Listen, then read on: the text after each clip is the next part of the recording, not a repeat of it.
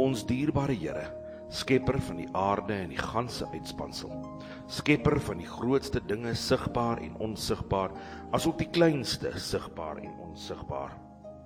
Skepper van liefde wat ook onsigbaar is, skepper van vertroue, van geloof en van die ewigheid, alles dinge wat onsigbaar is, maar tog bestaan. Here, niemand kan liefde as 'n krag sien nie, slegs die resultate daarvan. Tog weet ons almal dis daar, tog aanvaar almal dat dit daar is. Niemand kan die wind sien nie, maar ons weet dis daar, want ons kan dit voel, ons kan dit meet. Ons kan liefde ook meet aan die resultate daarvan. Ons kan hitte ook nie sien nie, maar op 'n warm dag voel ons dit. Ons kan dit met toerusting meet en weet dis daar. Maar daar bestaan geen instrument wat liefde kan meet nie. Maar ons weet dis daar, want ons kan die uitwerking daarvan sien op mense, op diere, selfs op plante. Here, dit is so moeilik om te verstaan waarom mense wie liefde kan voel, dit kan gee en ontvang, of dit weier en dit verwerp, waarom hulle nie in U kan glo nie. U wat alles geskaap het en die natuur vol wonderwerke besaai het. U wie 6000 jaar terug al in U woord groot wetenskaplike feite verklaar het, wat nou eers deur kundiges ontdek word. U wat alles gemaak het. Johannes 1 vers 1 sê, in die begin was die woord en die woord was met God en die woord was God. En verder sê dit, en alle dinge het deur hom ontstaan. Hom, deur Jesus. Vader, ons kan hierdie woorde net sowel uitspreek as in die begin was Jesus en Jesus was met God en Jesus was God.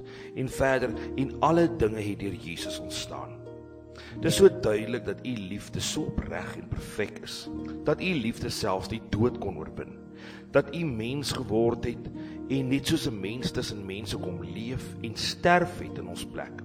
Wie kan 'n groter offer bring as U self?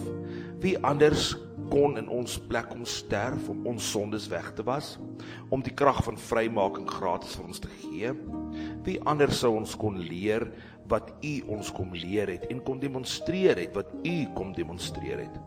En almal wou U uit die storie verwyder, maar steeds het U alle teenstand oorwin. Steeds word U vandag nog die meeste oor gepraat, meeste deur talle liefgehê en meeste deur ander gehaat.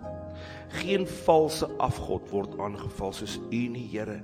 Niemand vloek Mohammed of Boeddha of enige ander sogenaamde god nie. Almal hamer net gedurig op Jesus. Dit alleen is tekenend van hoe eg U is en dat Satan niks anders hoef aan te val as vir U nie. Maar ons weet selfs dat Satan ook 'n instrument in U hand is om die bokke en die skape onder ons van mekaar te skei, sodat net die wie se liefde vir U opreg is, die ewigheid saam met U in die paradys vir altyd en ewig sal spandeer. Ons bid, Here, dat nog duisende mense tot bekering sal kom en U sal leer lief hê voordat dit vir hulle ook te laat sal wees. Elke mens moet kies en elke mens word vir sy of haar eie keuse verantwoordelik gehou. Maar mag daar nog duisende wees wie U kies, Here, in Jesus naam.